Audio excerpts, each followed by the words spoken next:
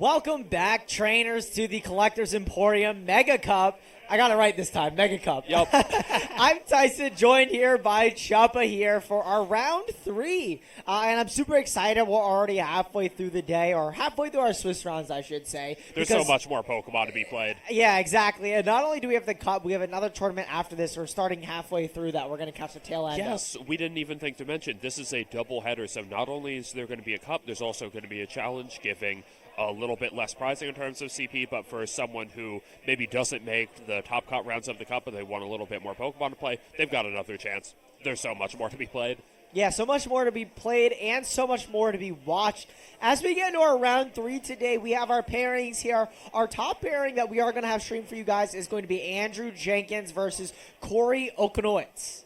I hope I got that right. Yeah, should be an exciting pairing. I don't think I know too much about the teams. I'm actually just seeing this for the first time. So it looks like Andrew is rocking a team of the Calyrex Ice, a Torkoal, a Venusaur, and Incineroar. I think I saw a choice band on that Incineroar. I think I did as well, and who needs Life Orb Koraidon when you have something like Choice Band Incineroar with the Torkoal? It's kind of the same thing there. I actually think it's a super interesting take, right? Like, if you don't want to use your restricted slot to something like the Koraidon, something like the Calyrex Ice is definitely a strong substitute for it. And then if you just want to play Sun, you could use something like the Torkoal Venusaur, which, admittedly, I'm a little biased towards. I love my Venusaur no skill.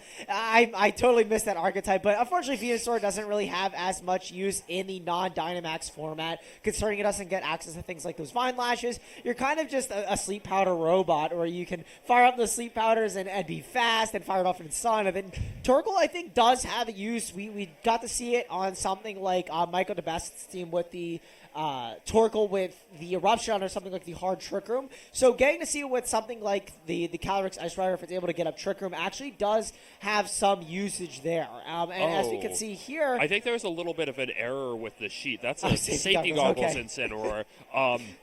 It's actually a Great Tusk that's the Pokemon holding the Choice Band. Maybe that makes a little more sense. sense. Little bit of an unconventional like Trick Room Sweeper that we're seeing here.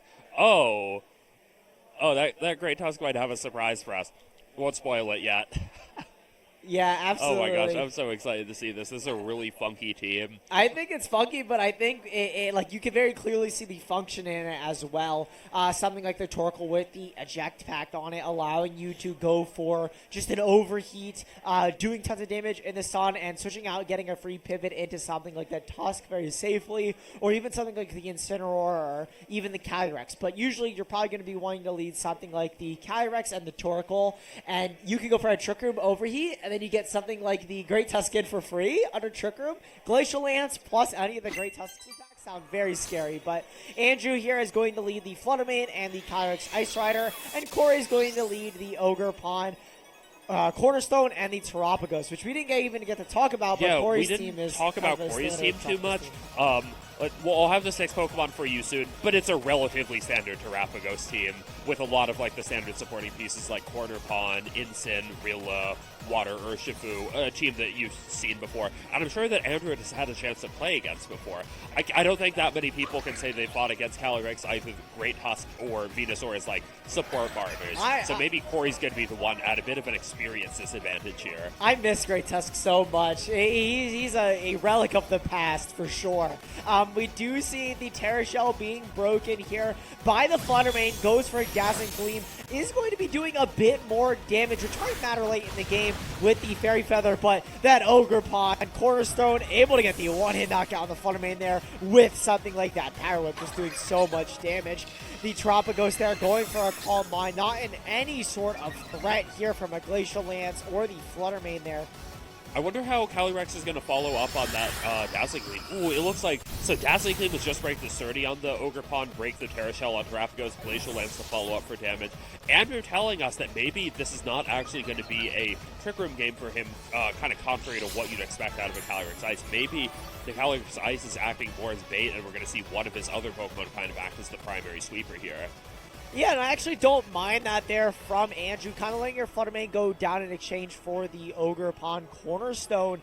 Getting rid of that Follow Me can be very important for something like this Great Tusk, which has a lot of its damage packed into its single target moves. And considering it as something like this Terapagos is going to be very important.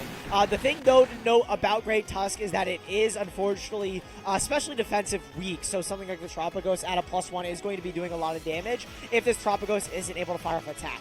Notably, though, with the Terra Ghost, you are able to avoid something like the Terapagos Starstorm unless it terrestrializes, and also a close combat from the Urshifu, and you're not taking super effective damage from the Surging Strike, so this isn't the worst spot for Andrew to be in, and to follow it up with something like the Glacial Lance as well isn't terrible from Andrew's spot. Really, the big question that I have here is, like, what speed tier is this Great Tusk sitting at? Is it going to be faster or slower than Terapagos? Because if it's faster, you can just be looking for, like, the choice band close combat on it to get rid of it. No questions asked. And in that context, using your Terra, becoming weak to Terra Starstorm doesn't matter if you're dealing with the Terapagos. It only matters that it's making you bulkier against the Urshifu. Terapagos, though, going for a pretty telegraph protect, just kind of scouting out to see what Andrew wants to lock in there with the Great Tusk. Going for protect also allows you to get a little bit of extra leftovers recovery. You never know when it's going to come into play. The Urshifu showing that it is going to be faster here than the Great Tusk. Some of the Urshifus go a little bit bulky with the Mystic Water, but assumably it's still going to be faster. And knowing that it's going to be a 2-hit knockout there, and the Great Tusk is going to be very, very helpful for Corey there. Yeah, I'm really impressed by the damage Mystic Water Urshi is doing to this Great Tusk. Great Tusk, a Pokemon like really known for having a pretty high defense hat. Urshifu still really cracking through it. We saw Great Tusk go before Urshifu there, so I think Corey, based on his Urshifu speed stat, probably knows whether or not this Terapagos is going to be at risk right now. If I'm Terapagos, I think I'm just very worried about this close combat. I don't even know if an Intimidate on the Great Tusk would be enough to save it from the choice band close combat. Calyrex with the Chilling Day boost on turn 1 of the game is something we didn't really talk about, but it's just going to make these Glacial Lances do super chunky damage. It's actually the Urshifu trying to swap out. Is this going to be something like an Incineroar to lower the damage of the next close combat?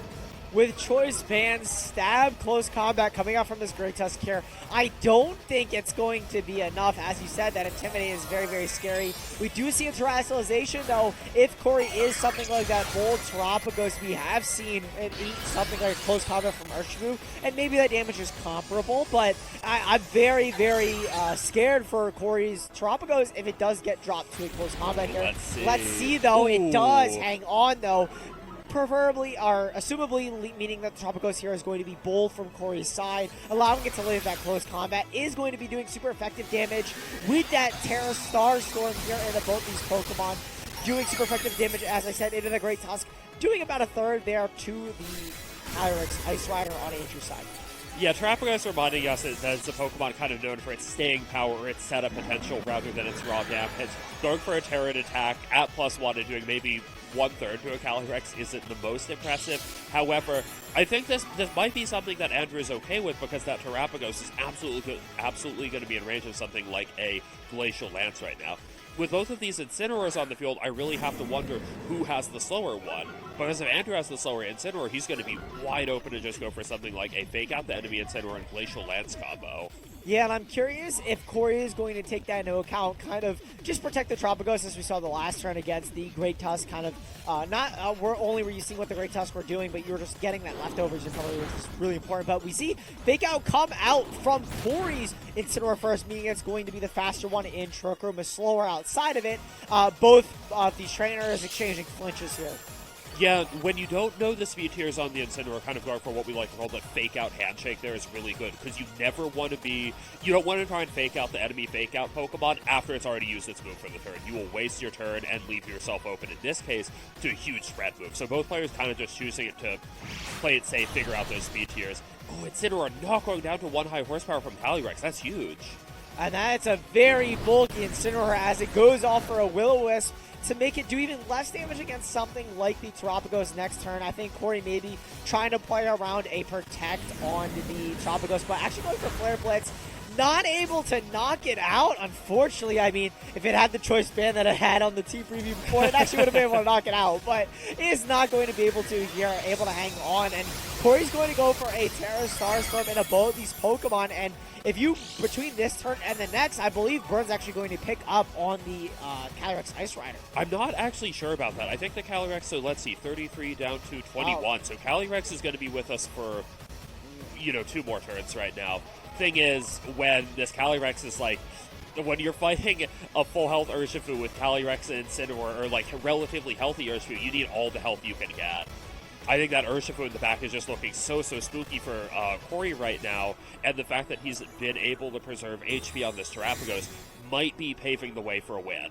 Absolutely, and with the Incineroar still on the field, even if it goes down this turn, if you are Corey, the Incineroar going down here is a free swap for your Urshifu, but it also means free Rocky Helmet damage onto the Pokemon if Andrew decides to go for a high horsepower, maybe protect a Urshifu switch in, or going for damage with Incineroar. But the fact that Urshifu comes in here for free now and has something like the Aqua Jet instead of opting for something like Taunt, the Urshifu does have something like the Aqua Jet to just fire off into the Calyrex, make sure it lives the turn, and then, of course, your Urshifu versus the Incineroar can win out at the rest of the game. And considering Andrew's Incineroar is safety goggles instead of the Rocky Helmet, Urshifu is going to be able to clean up the game for Corey, considering the amount of HP it's at. Especially because this is a Mystic Water Urshifu set, it is going to have a really easy time protecting on. I think this is the last turn of Trick Room because we had the Fake Out trade, we had Terrapagos go for Protect last turn, and then in the middle we had the turn where it went for a Starstorm again. So I think this is the last turn of Trick Room, and I don't see any reason in the world why. Ooh, okay, so it's just going to be an Aqua Jet. No Protect needed from Urshi.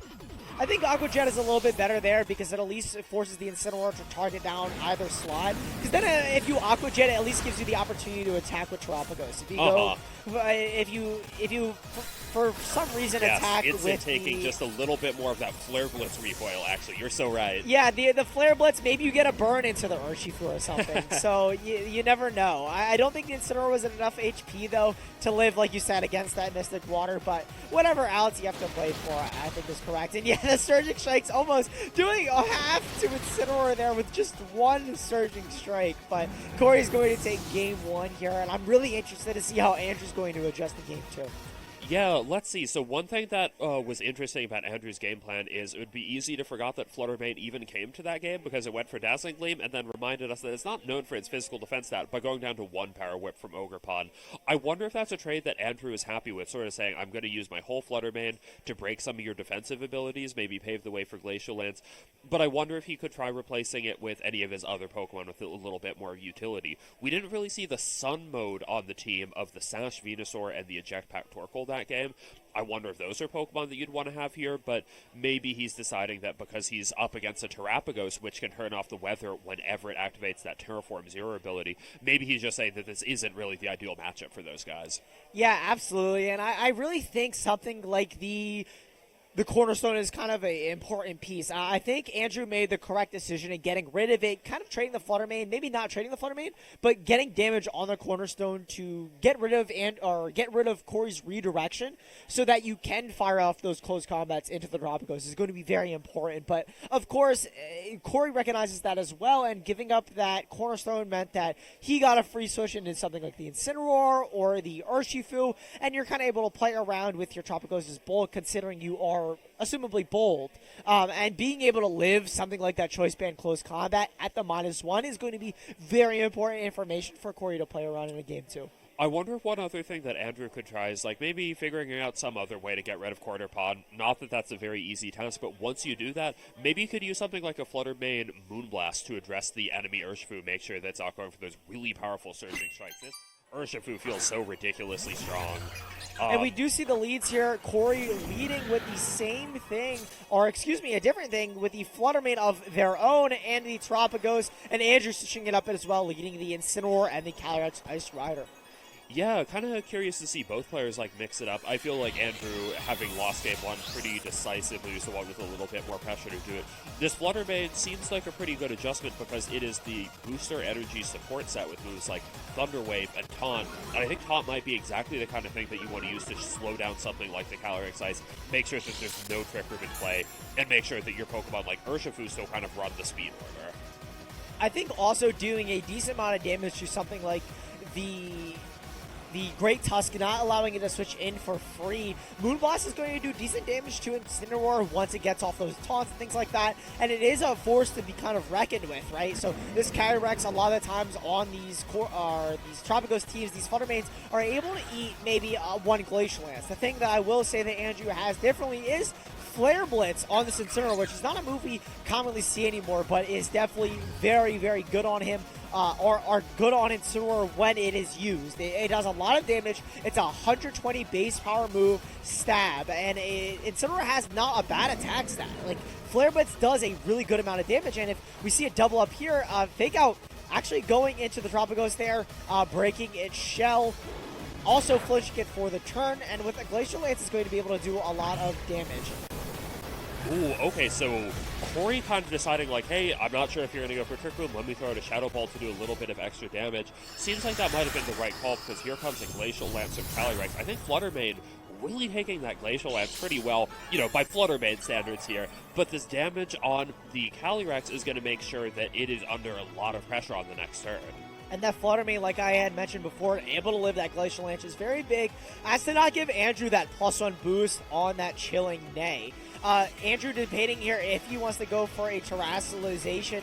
The scary part about this is if you do go for a Terrestrialization, eat the Shadow Ball, then Terrapagos has to go, or has the opportunity to go for a Terra Stellar Starstorm, and that's going to be super effective against Calyrex. And at this range, even without the +1, is going to be doing a lot of damage. Wow, I'm really surprised at how little that Glacial Lance was doing to the Terrapagos that turn. I wonder if this means that this Calyrex is trained to be super bulky rather than offensive like how we usually see. Yeah, and something like the taunt here into the Incineroar is great because I think if you're Corey, you don't really care about the Trick Room going up. You have enough bulk on this Tropicos. You saw how much the Glacial Lance is doing. It looked like it might have been a low roll into a high roll there. That was so much damage from that second Glacial Lance there, and it's actually going to get a +1. Corey's Tropicos is now in a little bit danger, kind of a false sense of security, I think, from that first roll. That really was like a mid-roll into a max roll, I think. I missed what move did an Incin go for that turn? The Incineroar went for a parting shot, but because the Flutter Mane went for the taunt, yeah. It is meaning that the Incineroar is not going to be able to go for that parting shot, which I think is more impactful than the Trick Room going up there. I wonder... I don't think this position has to be too bad for Corey, though, because it's almost like kind of the reverse of last game where there's this knockout that doesn't matter in a Calyrex that's maybe a little bit out of position from something like a Surging Strikes and Starstorm combo. We see that Andrew has a very different, Venusaur in the back compared to the Flutter Mane that we'd seen last game. I think Venusaur is actually going to be a pretty powerful Pokemon, actually going to be really good at fighting something like the Urshifu. Yeah, and I really want to keep emphasizing how important that taunt was from that Flutter Mane into the Incineroar. Knowing that Tropicos, if you are the bold set, really does need that +1 to do any sort of meaningful damage. Making sure Incineroar can't lower that at all is super important. And the fact that you kind of feel pressured here from Corey to go for a Terrestrialization potentially, otherwise you drop to something like this Urshifu, you really have to be respectful of that. I actually also really like Corey's decision here to use it on the Urshifu instead of something like the Tropicos, because what you could do is you could go for Surging Strikes here from the Urshifu into the Calyrex, get a knockout, and single target Starstorm is actually going to be doing more damage with a +1 here, considering it's single target damage. Not getting a one-hit knockout into something like the Incineroar, but doing a lot more damage. But actually going for a substitute instead to avoid that knockoff and preserve its leftovers. I wonder... Ooh, okay, so Incin isn't even going to try and attack the Terrapagos, which means the substitute is going to be completely intact. Urshifu losing the Mystic Water could be a big deal there.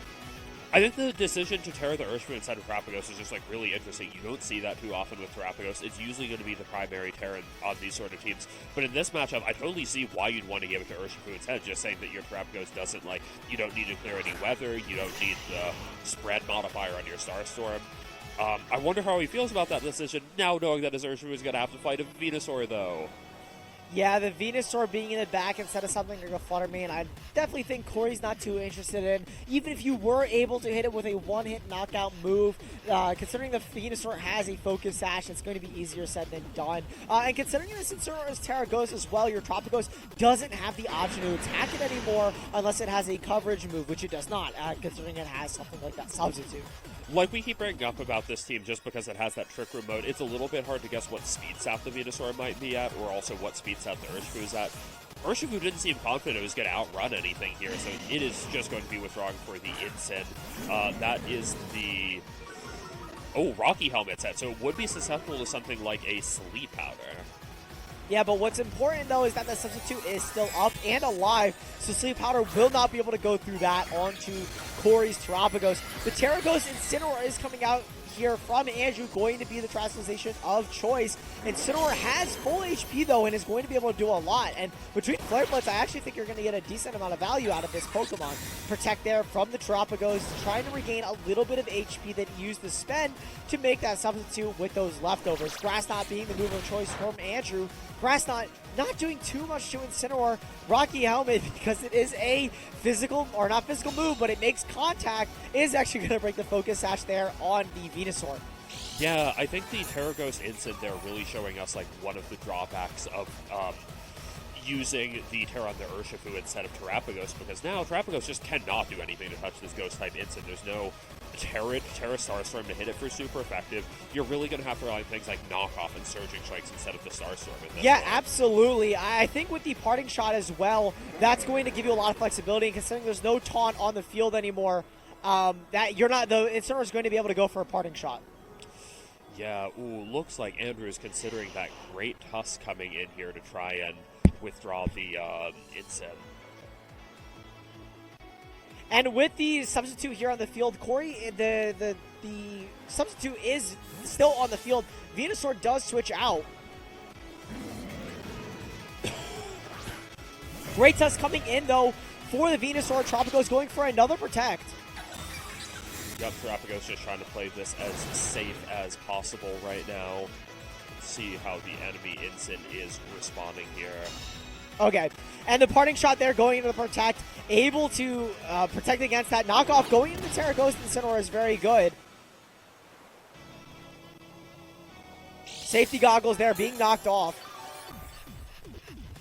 Yep, some very chunky knockoff damage there.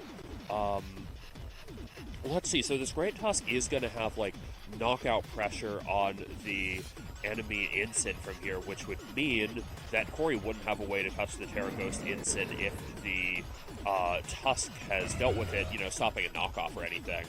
However, Terrapagos could probably pretty easily respond by getting rid of the Great Tusk at that point, so it's a little bit hard to say who would come out on top here.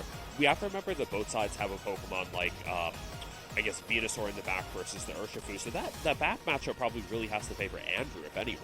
Yeah, absolutely. I think the notable thing here, again, I keep emphasizing it, but that Substitute on the Terrapagos, just allowing Corey to get maybe a turn or two extra. Close combat, though, goes out into the Incineroar. That's going to be a ton of damage to get the one-hit knockout, or not one-hit knockout, but do all the rest of the HP. The Great Tusk is going to take the Rocky Helmet shift, though, and with something like Urshifu in the back, I think Corey's actually in a decent spot, even without something like the Mystic Water. Terra Starstorm going off into that Great Tusk, able to do enough damage to actually get the knockout.